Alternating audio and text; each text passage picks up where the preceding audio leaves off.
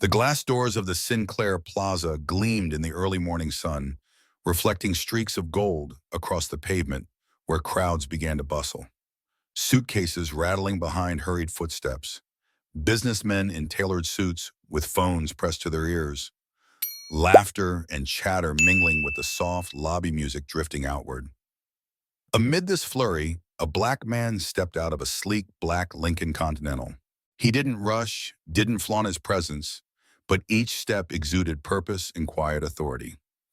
His navy blue suit fit his tall frame impeccably, a glint of silver from an elegant watch at his wrist, and his black silk tie was folded perfectly, as if affixed with a breath. This was Michael Bennett, founder of Bennett Dynamics, a tech conglomerate managing over $5 billion in investment assets and host of this morning's Nova Tech Summit. Michael was not a man drawn to spectacle. He often inspected his company's branches without announcement, driving himself, never requesting escort. Today was no exception. But what he didn't know was that in just a few minutes, the way this hotel welcomed him would set in motion a story no financial ranking or market report could have foreseen. Michael walked steadily toward the glass doors, passing a large poster prominently displayed at the hotel entrance. Welcome to Nova Tech Summit. Keynote speaker, Michael Bennett, founder and CEO. His name, his face, his event, a summit he had created, now displayed as a badge of honor. Yet when he reached the reception desk, the woman behind the counter didn't lift her head. She kept typing, then muttered flatly, "How can I help you?" Michael leaned slightly forward, his voice calm and clear. "I'm here for the Nova Tech Summit.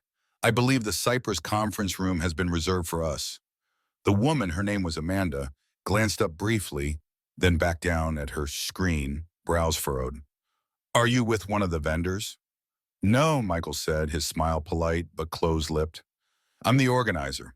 I'll also be delivering the keynote this morning." She hesitated, then replied, "We're still preparing the room. Would you mind waiting outside in the meantime?" No apology, no recognition, just a cold, dismissive request, one that many who wear suits the wrong shade for their skin have heard more than once. Michael tilted his head. "Are you sure you don't want to check my name again?" A male voice chimed in from behind the desk, Kyle, in a gray blazer with a radio clipped to his belt. He approached, eyeing Michael from head to toe as if scanning for a threat. "Are you with security?" he asked, low and suggestive. Michael's tone didn't shift, still even, still light. "I'm Michael Bennett. I founded Bennett Dynamics.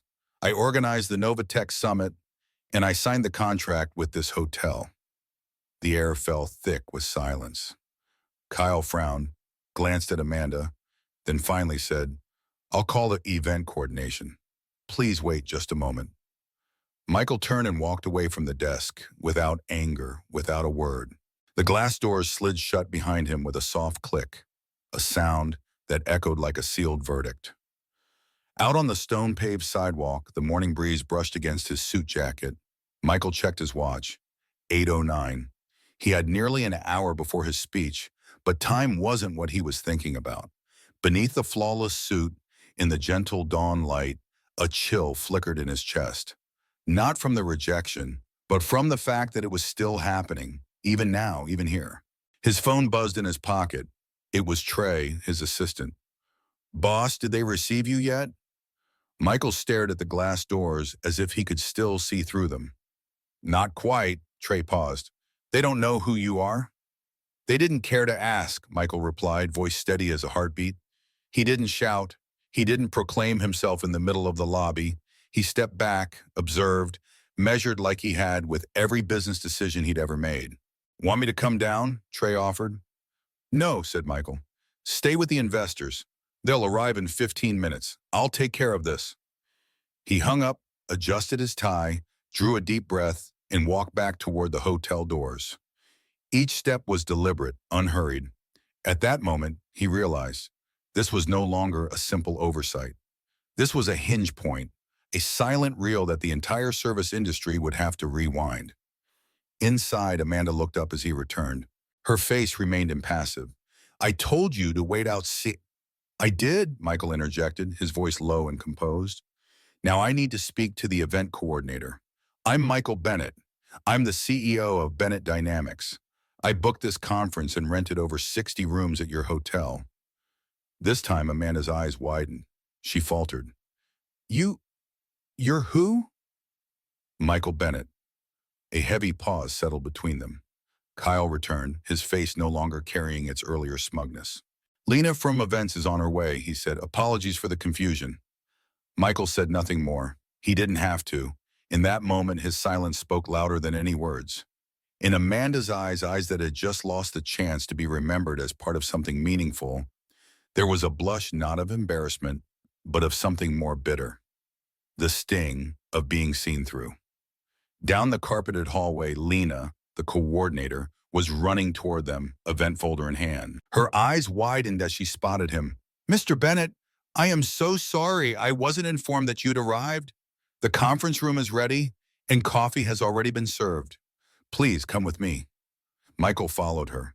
Kyle stepped aside. Amanda lowered her gaze. No one said a word. But with every footstep echoing on the marble floor, Michael made a declaration. Presence does not need permission. It holds its own weight. And as the lobby doors closed behind them, an old world where appearance dictated respect began to crack.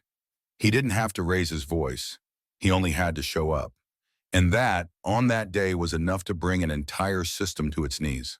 The hallway leading to the Cypress conference room was lined with velvet, soft gray carpet, abstract paintings with refined colors adorning both sides. Michael walked close behind Lena, still holding his phone, though the screen had long gone dark. He didn't need to check his email, didn't need to review his keynote. What occupied his mind now wasn't the content of his speech, but the image of Amanda with her head bowed behind the front desk, Kyle's eyes averting in that fleeting second of realization and the stillness within him, not of anger or outrage, but of coldness. As he passed a corner leading to the VIP lounge, Michael caught a glimpse of two members of his executive board stepping out of the elevator. They were laughing, chatting, both wearing Novatech event badges. A hotel manager appeared just in time, greeting them warmly, shaking hands as if welcoming a pair of rare, honored guests. Michael slowed his pace, not to wait, but to observe how none of them, not even the hotel manager, recognized that he was the very person who had made all of this possible. Lena kept talking, her voice professional but genuine. We've prepared the presentation equipment. Audio has been tested. The hotel's tech team is stationed behind the stage. Michael nodded lightly and entered the speaker's lounge. The lighting was gentle. A pale wooden tea table stood in the middle, topped with a vase of hydrangeas. He placed his laptop on the chair, not bothering to open it. His hand rested on the armrest, unmoving. Outside, the event was beginning to stir. Footsteps, polite laughter, the clink of glasses from the reception area drifted in like background music for a performance he wasn't sure he wanted to give anymore. His phone buzzed again. The caller ID read Camille, his chief operating officer. Michael picked up. Camille, he said, his voice had always a straight line, no matter which way the world tilted. Everything okay? Have you arrived yet? Camille asked quickly. I was asked to wait outside the hotel. Silence on the other end. Then Camille softly. What did you say? They thought I was security or a delivery man. No one asked my name. No one checked the event schedule. No one bothered to read the poster right in front of them. A quiet sigh followed, but Camille didn't offer any hollow apology. She knew with Michael such things were unnecessary. Can we move the summit? Michael asked, his gaze fixed on the blurred figures reflected in the glass door, people lining up for coffee. You're serious? Camille lowered her voice. The entire summit? There's less than an hour. Everyone's here. I don't want to deliver a keynote in a place where I have to ask permission just to enter, Michael said. Then he paused, exhaled slowly. The Astoria Grand. Call them. We'll be penalized. The cancellation clause is same day. Could be over $80,000. Charge it to my personal account. Camille didn't argue. She only said, understood. I'll call Jalen. We'll reroute everyone. Michael hung up. There was no slamming of tables, no raised voice, no fist pounding the wall. Just a man sitting still. White dress shirt without a single wrinkle, spine straight as a bowstring, gaze calm as a lake. But beneath it all, a calculated tremor ready to shift the ground. He stood up and stepped out of the speaker's lounge. Through the slightly open door, he saw several investors arriving, shaking hands with familiar smiles. These people had no idea he'd just been denied entry to the very venue he paid for. All they saw was a conference unfolding as scheduled. Michael didn't walk to the podium. He moved instead to the side table, picked up his laptop bag, imprinted keynote speech, and quietly turned away from the Cypress conference room. In the rear hallway, he encountered a hotel staff member, the manager wearing a light brown suit, holding a thick folder. The man approached, his face tense as if he'd just received devastating news. "Mr. Bennett," he said, his tone urgent, "I heard there was a misunderstanding at the front desk." "Allow me, it wasn't a misunderstanding," Michael replied, his voice still composed. "It was a choice. They chose that behavior. We meant no offense." "No one offended me," Michael cut in. "You simply removed yourselves from the chance to be part of something." Then he turned and walked away. The manager didn't follow, nor did anyone at the hotel know that in that very moment, a decision worth millions of dollars had just been quietly executed. Not through a press conference, not through a public statement, but through the silent departure of one man. A departure without sound, but with the impact of thunder in broad daylight. On the top floor of the Astoria Grand Hotel, daylight streamed through expansive glass windows lining the grand lobby, casting bright reflections on the polished tiles and imbuing the air with a sense of professionalism and resilience. In less than an hour, the entire Novatech Summit had been reassembled as though it had never been interrupted. Technicians worked at double speed to reinstall equipment, the reception team reprinted guest badges, and the catering staff swiftly reset the tables for the morning networking session. Michael sat at a small table at the far end of the hallway, eyes following the steady flow of people entering from the main atrium. None of them knew that the reason they were now at this hotel, instead of the Sinclair Plaza, was the result of a series of decisive choices made in just 20 minutes. None of them could see the emotion stirring inside the man quietly observing them. Trey approached, handing Michael a cup of hot coffee. "Everyone's settled. The summit can start on time." Michael gave a slight nod. "Good. Send Camille Bao my thanks. She handled it brilliantly." Trey smiled. "Camille said she was just acting on her beliefs." Michael didn't respond. His gaze drifted toward a group of investors chatting nearby, their expressions more than just casual anticipation. Behind their mouths and jokes lingered a subtle intensity, as though they were waiting for confirmation that they had just witnessed something bigger than a tech conference. He knew they had seen it. They understood. Not because he had spoken out, but because he had chosen silence at the right moment. Meanwhile, at the Sinclair Plaza, the atmosphere had shifted into something strange. A hollow stillness crept through the hallways like a cold draft. The reception area was still brightly lit, tables still laden with pastries and unopened champagne. But the people who once gave life to that space had now become a memory lingering in a handful of employees. Amanda sat behind the front desk, back straight like a pillar trying to hold up something collapsing. She opened the room booking interface, staring at the long stretch of blank slots, like a city grid in a blackout. The names she once typed with excitement had all vanished at once, as if someone had pressed delete, not just on the data, but on the feeling of being in control. Kyle approached and asked quietly, "Any word from the organizers?" Amanda didn't look up.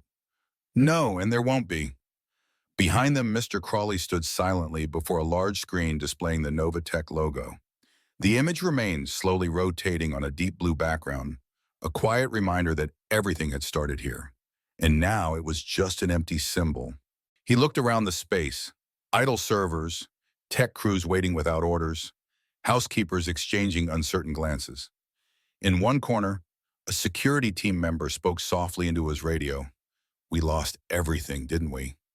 No one answered, because the answer lay in the silence itself, in the absence of anyone left to serve, in the reality that, within mere minutes, the hotel had not only lost an event, but a prestigious connection to the upper echelon of the tech world. At that same moment, Whispers began to ripple through the media. A few text messages from investors leaked in private groups. A short video clip surfaced online, showing Michael walking away from the hotel without saying a word, spreading rapidly with a simple caption. The CEO walked out.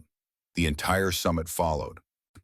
At the headquarters of Bennett Dynamics, where the usual sounds were keystrokes and printers humming endlessly, the air was now filled with a flood of messages from partners, journalists, and the startup community. They weren't asking about new technologies. They were asking about Michael's action, about how he hadn't responded as people expected. No lawsuit, no outburst, no public statement. He simply withdrew. And somehow that action created a shockwave more powerful than any outraged declaration. Back at the Astoria Grand, Michael stepped onto the stage. He didn't need a flowery speech.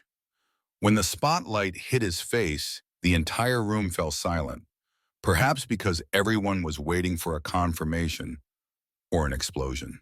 But Michael simply spoke, his voice soft yet resolute. We are gathered here today not only to talk about technology, but to remind each other that where we choose to show up reflects what we believe in. No one moved. He paused briefly, then continued. I used to believe that success would make people see you.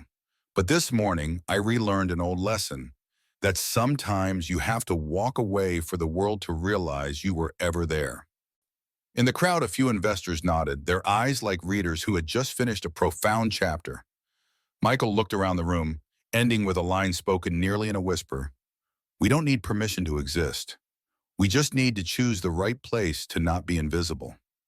And in that moment, everyone understood. The withdrawal that morning wasn't a retreat. It was a beginning. A moral leap from a place that turned its back to a new space where one need not be recognized to be respected.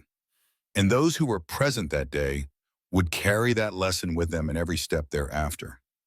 Not through speeches, but through the silence that echoed far and wide. In the late afternoon, sunlight poured through the high windows of the Bennett Dynamics headquarters, casting a golden hue over the sharp architectural lines of the building. The office was no longer buzzing as it had been in the morning. Only the soft tapping of keyboards remained, punctuated by the occasional quiet sound of a door opening as someone stepped into the hallway. Inside a small conference room, Michael stood with his back to the room, a cup of untouched black coffee in his hand. He was gazing out over the distant city, a city that today wasn't stirred by a new product launch, but by the way one man had chosen to walk away. A soft knock came at the door behind him. Elijah, a young data analyst with a bright face and a cautious gaze, stepped in holding a folder. You asked to see me, sir? Elijah asked, voice tinged with hesitance. Michael turned and gave a small nod. Take a seat. Elijah sat down across from him, placing the folder on the table carefully. But instead of opening it, he looked up as if expecting something more. I heard about this morning, Elijah began slowly. Some people are talking about what happened at the hotel, and I just wanted to ask. Ask what? Michael replied, sitting down, fingers laced, resting on the table. How did you stay so calm? Elijah asked. If it were me, I think I would have lost it. I would have made a scene, but you didn't. You just quietly walked away, and then the whole hotel spiraled. Michael smiled. It wasn't a proud smile, but one tinged with a quiet sorrow. You think I was calm? Elijah tilted his head, unsure. I was angry, Michael said, eyes focused on something far beyond the room. But I learned something from my father. Never trade your dignity to respond to ignorance. Some battles don't require shouting. Some forms of protest make no sound. Elijah sat silently for a moment. Then he spoke, his voice barely more than a breath. You understand. You know why I didn't stay and demand an apology? Michael continued, his eyes now fixed directly on Elijah, steady and unwavering. Because it wouldn't have been enough, Elijah guessed. Exactly, Michael nodded. I don't need an apology just because someone realizes I'm the CEO. I need a world where people aren't judged by their skin, their voice, or the way they walk into a hotel lobby. And when a place doesn't recognize that, I won't allow myself to belong there. Elijah took a deep breath, then opened this folder, but his hands trembled slightly. Thank you for this talk. I think I'll remember it for a long time. Michael nodded, then stood up. He walked toward the window, watching the city fade slowly into dusk. I used to be you, he said without turning around. Used to wait through entire meetings because they thought I was the delivery guy. Used to be called the wrong name in interviews. Used to wear my best suit and still be asked to wait outside. Elijah stood up too, quietly gathering his papers. But I didn't climb with bitterness, Michael continued. I climbed it with resolve, with calm, with a kindness they didn't expect. He turned around, walked over, and placed a hand gently on Elijah's shoulder. You don't need to become someone else to earn respect, he said. You just need to never forget who you are. Elijah nodded, eyes glinting with a silent admiration. He stepped toward the door, then paused and looked back. Thank you for showing us a different kind of leadership, he said. The kind that doesn't shout, but makes an entire industry stop and listen. Michael didn't reply. He simply nodded. Elijah left. The door closed softly behind him. In the quiet room, only the sound of the wind whispering through the high glass panes remained, and the lights from the building across the street began to flicker on as the city slipped into night. A quiet night, but full of motion. A night when somewhere out there, those who had witnessed Michael's actions today would reflect on how they treated others, not out of fear of being walked away from, but because for the first time they understood dignity, when upheld in silence, is the most powerful form of strength. Late in the afternoon, sunlight streamed through the high glass panels of the Bennett Dynamics headquarters, casting a golden glow on the building's sharp architectural lines. The office no longer buzzed with the morning's energy, just the soft tapping of keyboards and the quiet clicks of doors opening as people stepped into the hallway. In a small conference room, Michael stood with his back to the room, a cup of untouched black coffee in his hand. He was looking out toward the distant city, where today the entire tech industry was abuzz not because of a product, but because of how one man had chosen to walk away. A gentle knock sounded at the door behind him. Elijah, a young data analyst with a bright face and cautious eyes, entered, holding a folder. You called for me, sir? Elijah asked, his voice slightly timid. Michael turned, nodding slightly. Take a seat. Elijah sat across from him, carefully placing the folder on the table. But instead of opening it, he looked up, as if waiting for something else. I heard about this morning, Elijah began slowly. Some people are talking about how you walked out of the hotel, and I just wanted to ask. Ask what? Michael replied, sitting down, hands interlaced on the tabletop. How did you stay so calm? Elijah asked. If it were me, I think I would have gotten angry. I would have made a scene. But you didn't. You just quietly walked away, and then the whole hotel fell apart. Michael smiled, not proudly, but with a hint of sadness. You think I was really calm? Elijah tilted his head, puzzled. I was angry, Michael said, eyes gazing into something far beyond. But I once learned something from my father.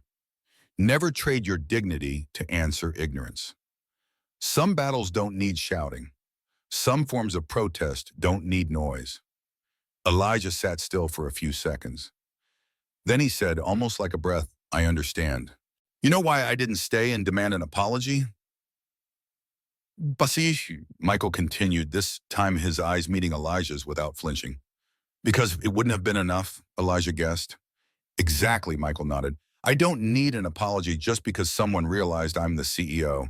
I need a world where people aren't judged by their skin color, their voice, or the way they walk into a hotel lobby.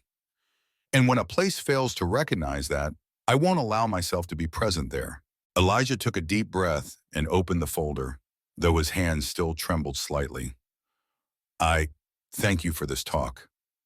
I think I'll remember it always. Michael nodded, then stood up.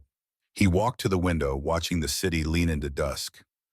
I used to be you, he said, without turning back. Used to wait for hours because people thought I was the delivery guy. Used to be called the wrong name in interviews. Used to wear my best suit and still be asked to wait outside. Elijah stood, quietly gathering his documents. But I didn't climb by being bitter, Michael continued. I climbed with resolve, with calm, with a kindness they never expected. He turned back, walked over, and gently placed a hand on Elijah's shoulder. You don't need to become someone else to be respected, he said.